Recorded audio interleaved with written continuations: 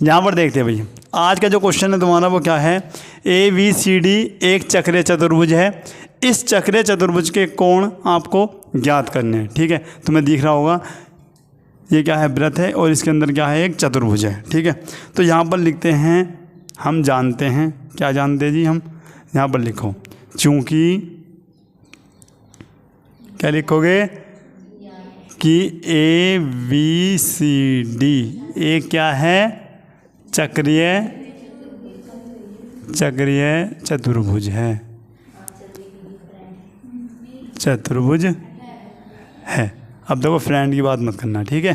क्या लिखोगे, ABCD क्या है, एक चक्रीय चतुर्भुज है। जब चक्रीय चतुर्भुज है इसीलिए जो इनके इस प्रकार के कोण होंगे, ठीक है, तो ये क्या होंगे भैया, इनका योग 180 होगा। ठीक है, बराबर नहीं होंगे। जैसे आपका मैंने इधर से लिया एंगल A और प्लस एंगल ले लिया क्या भाई, ये एंगल है A, ये क्या है एंगल C, तो इन दोनों का योग क्या होगा आपका 180 होगा। और भैया मैं यहाँ पर लिखता हूँ और क्या लिखोगे भैया, एंगल B जो होगा और प्लस एंगल D जो होगा 180 डिग्री होगा। आ गई बात समझ में।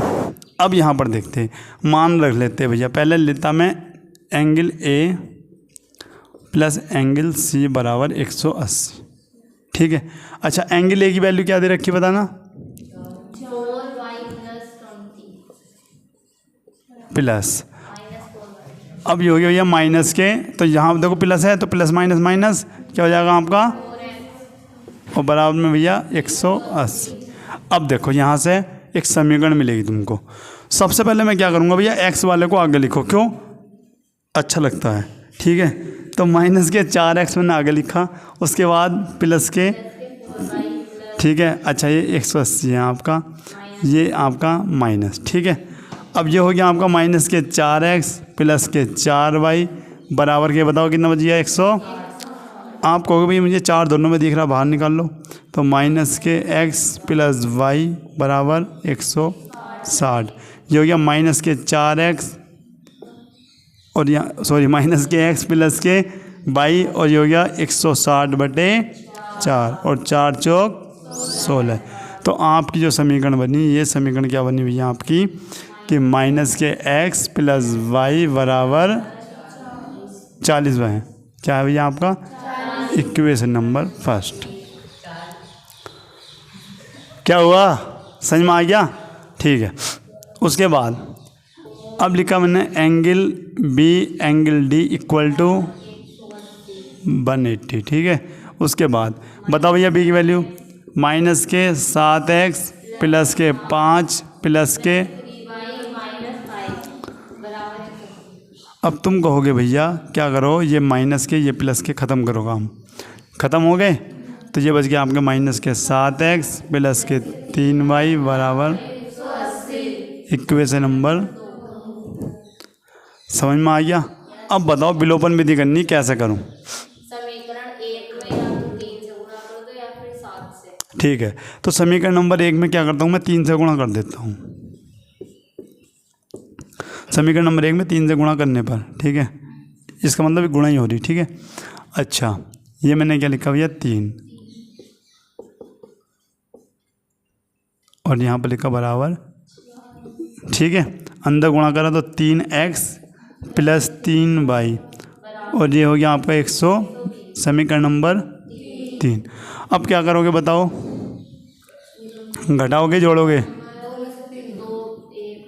समीकरण नंबर में से 2 में से समीकरण नंबर 3 क्या करो, घटा दो। ठीक है, तो समीकरण नंबर 2 देखो क्या है, माइनस के 7x प्लस के 3y बराबर 100, ये क्या माइनस के 3x प्लस के 3y भैया घटा दो, तो ये तो प्लस के हो जाएगा, ये माइनस के, ये माइनस के, कौन सा ख़त्म होगा, ये ख़त्म हो जाएगा।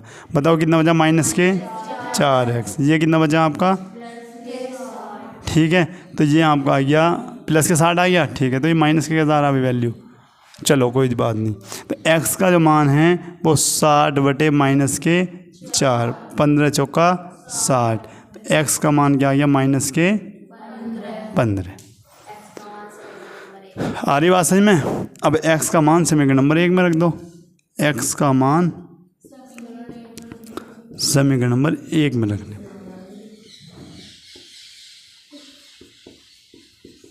जब तुम 1 में रखोगे तो बताओ 1 कहाँ पर लिख रही है, ये रही, माइनस के x प्लस वाई बराबर 40। आप कहोगे यहाँ पर लिखा माइनस के 15 प्लस के वाई बराबर 40। ठीक है, फिर क्या कहोगे भैया, माइनस माइनस क्या हो गया आपके प्लस, ये हो गया 15 प्लस वाई बराबर 40। तो वाई बराबर 40 माइनस 15, बताओ क्या आएगा। आपने कहा 5 और भैया ये हो गए कितने 25। तो वाई का मान क्या आ गया आपका 25। ठीक है भाई, तो x का मान आपका आया क्या, माइनस के 15 वाई का 25। यही आंसर होगा क्या, नहीं, क्योंकि हमें एंगल निकालने, ऐसा मत करो ठीक है, क्योंकि एंगल निकालने। अब यहाँ पर देखो, सबसे पहले क्या है, एंगल ए। एंगल ए की वैल्यू क्या है बताओ, 4y प्लस के 20। तो एंगल ए बराबर, बताना जरा, 4, वाई की वैल्यू क्या है 25 प्लस 20। बताओ एंगल ए, 25 चौका 100, एंगल ए बराबर क्या आ गया 120 डिग्री। आई बात समझ में, समझ में आ गया इतना। Next angle B. Angle B बताना क्या है, माइनस के 7x प्लस के 5। तो एंगल बी बराबर माइनस के 7 गुणा x की वैल्यू क्या है भैया, माइनस के 15। ठीक है, और प्लस के 5। देखो माइनस से माइनस हट गया, 15 सत्ते 105 प्लस 5 क्या हो गया बताओ। तो एंगल बी की वैल्यू 110 डिग्री। कर सकते हैं ना। अब बताओ कहाँ को कर दें, 1 मिनट, इसको अच्छे से पहले नोट कर लो, उसके बाद देखते हैं। ठीक है,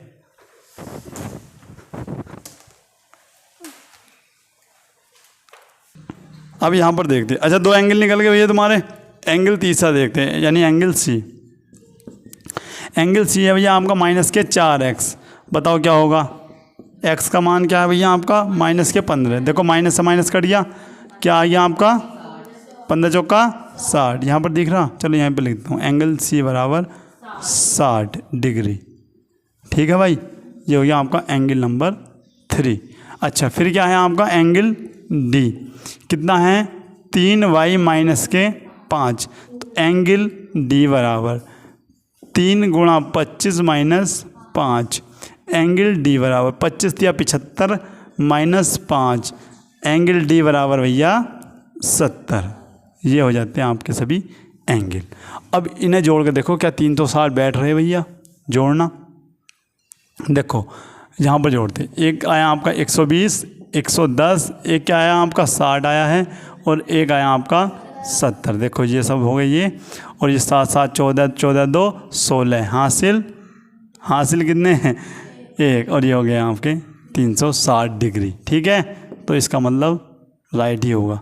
ठीक है, नोट कर लो।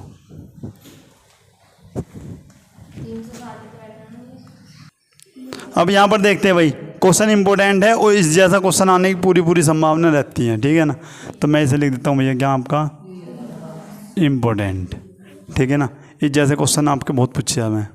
ठीक है ना, अब ध्यान से सुनना, चाहे क्वेश्चन एक हो लेकिन तसल्ली से हो, अच्छा समझ में आना चाहिए। ठीक है, पूजा धारा के अनुकूल 2 घंटे में 20 किलोमीटर तैर सकती है, और धारा के प्रतिकूल 2 घंटे में 4 किलोमीटर तैर सकती है। यहाँ पर देखो 2 घंटे में कितना तैर रही थी, 20 किलोमीटर। कहाँ, धारा के अनुकूल, और धारा के प्रतिकूल 4 किलोमीटर।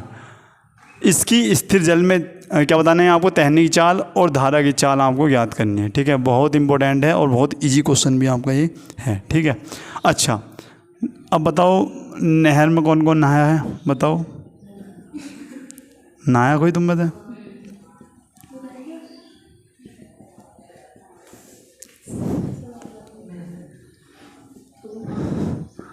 अब ऐसा मान लो भाई ये नहर है। ठीक है, ठीक, अब नहीं डूबोगे, मैं बता दूंगा। यहाँ देखो, ये पानी ऐसा मान लो भाई इधर की ओर जा रहा है। ठीक है, दिख रहा, इधर की ओर ये पानी बह रहा है। अब आती है जी पूजा नहाने। अब करते क्या है, पूजा जो नहा रही है या फिर तैर रही है इस प्रकार से, ये 1 मिनट,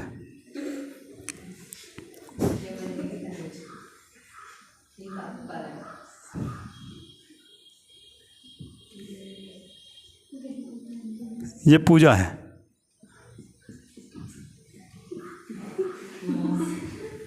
ठीक है, आ रही बात समझ में तुम्हारी। और ये पानी की धारा किधर बह रही है भैया, उधर बह रही, ठीक है ना। अब तुम्हें अच्छे से पता होगा, अगर तुम नहर में ज़रूर नहाए होंगे तो मान लो जहाँ को पानी चलता ना उधर को आप ऐसा करो तो जल्दी पहुँच जाते हो। वहीं झाल के इधर जाओगे, मतलब झाल मतलब जहाँ पानी आता होगा, अगर तुम ऐसे जाओगे तो तुम्हें बहुत मुश्किल होगा पानी काटना। तो उसे कहते हैं जब धारा के विपरीत दिशा में आप जाओगे, जैसे ये है इधर पानी बह रहा है तो इधर को जा रही है तो बड़े मज़े से, लेकिन अगर ये ही लड़की इधर जाएगी इस प्रकार से, ठीक है, तो इसमें बहुत दिक्कत होगी, ठीक है। अब यहाँ पर देखते क्वेश्चन पूछा क्या है, वहाँ से क्वेश्चन का आंसर स्टार्ट होगा। क्या है, स्थिर जल में तैरने की चाल। तो यहाँ पर लिखते हैं माना, पूजा लिख लो या ऐसे लिख लो डायरेक्ट, माना स्थिर जल में, स्थिर जल में तैरने की चाल मैंने मान लिया भैया x किलोमीटर प्रति घंटा है। आ गई बात समझ में, कितना है भैया, x किलोमीटर प्रति घंटा, यानी 1 घंटे में कितना जा रही है, x किलोमीटर, ठीक है। वहीं धारा की चाल, भाई धारा की चाल कौन सी होगी, जो पानी बह रहा है उसकी तो चाल होगी अपनी कोई। तो यहाँ पर लिखते हैं तथा धारा की चाल, धारा की चाल मैंने मान लिया 22 किलोमीटर प्रति घंटा है। आई बात समझ में। अब होता क्या है, यहाँ से क्वेश्चन स्टार्ट करते हैं भैया प्रश्नानुसार। शर्त फर्स्ट, शर्त फर्स्ट क्या है, देखो पूजा धारा के अनुकूल 2 घंटे में कितना जा रही है, 20 किलोमीटर, ठीक है ना। तो धारा के अनुकूल, और जब भी कोई भी आदमी धारा के अनुकूल जाएगा तो धारा की जो स्पीड है वो और जो तैरने वाली की स्पीड है वो दोनों क्या हो जाएंगे भैया, ऐड हो जाएंगी। यहाँ पर लिख देता हूँ धारा के अनुकूल जाने पर, धारा के अनुकूल जाने पर, जब धारा के अनुकूल जाएंगी तो यहाँ पर जो होगा भैया, मैं क्या लिखता हूँ x क्या मतलब स्थिर जल में चाल पूजा की और प्लस में धारा की चाल। अब यहाँ पर देखना तो ये तो चाल है, तो चाल यहाँ पे भी चाल आनी चाहिए, तो भैया यहाँ पर लिखेंगे 20 तो दूरी हो गई और बटे में समय कितना ले रही है, 2। क्यों भैया, क्योंकि तुमने फॉर्मूला अच्छे से पढ़ रखा है, जो चाल होती है वो जो होती है वो यहाँ पर होती है दूरी बटे समय, ठीक है। तो दूरी यहाँ पर क्या है बताओ, 20 किलोमीटर था और समय कितना है, 2 घंटे। तो इससे भैया ये काट दो, कितनी बार, 10 बार। तो यहाँ से इक्वेशन बनी x + y बराबर, इक्वेशन नंबर फर्स्ट, ठीक है। अब शर्त सेकंड में यहाँ पर लिखूँगा। उसने कहा भैया शर्त सेकंड क्या है, शर्त सेकंड ये है धारा के प्रतिकूल 2 घंटे में 4 किलोमीटर जाती है। तो याद रखना जब भी प्रतिकूल आए तो यहाँ पर भैया माइनस करते हैं क्या भैया, धारा की चाल। धारा की चाल क्या थी, 22, और कितना जा रही है भैया, 4 किलोमीटर 2 घंटे में, क्या आया आपका 2। तो यहाँ से x माइनस बराबर 2, इक्वेशन नंबर। आ गई बात समझ, इतनी बात समझ में आई। ऐसा क्वेश्चन आ सकता, कल को यहाँ पूजा की जगह गीता भी आ सकता और इस संख्या सब चेंज भी मिल सकती, ठीक है। तो कर लेना आप। समीकरण नंबर 1 और 2 को जोड़ दो भैया। समीकरण नंबर 1 और 2 को मैं जोड़ूंगा। जैसा जोड़ा तो x + y बराबर यहाँ पर मुझे 10 मिला और x - y बराबर मुझे 2 मिला, और मैं अब जोड़ा तो ये कट गए, तो 2x बराबर 12, यानी x का मान 6 किलोमीटर प्रति, चलो इसको बाद में लिखेंगे, फिलहाल तो 6 ही रहने दो, ठीक है। अब लिखते क्या है, 6 का मान, सॉरी x का मान क्या लिखोगे, x का मान समीकरण नंबर 1 में रखने पर जब तुम 1 में रखते हो तो 1 क्या थी बताओ, x प्लस वाई बराबर कितनी थी, 10 थी ना। ठीक है, इसका 6 आया, ये बाई है बराबर 10 है, तो बताओ बाई का मान क्या आएगा भैया, 4। ठीक है, तो यहाँ पर लिखते लास्ट में अतः, क्या लिखोगे, अतः स्थिर जल में तैरने की चाल, स्थिर जल में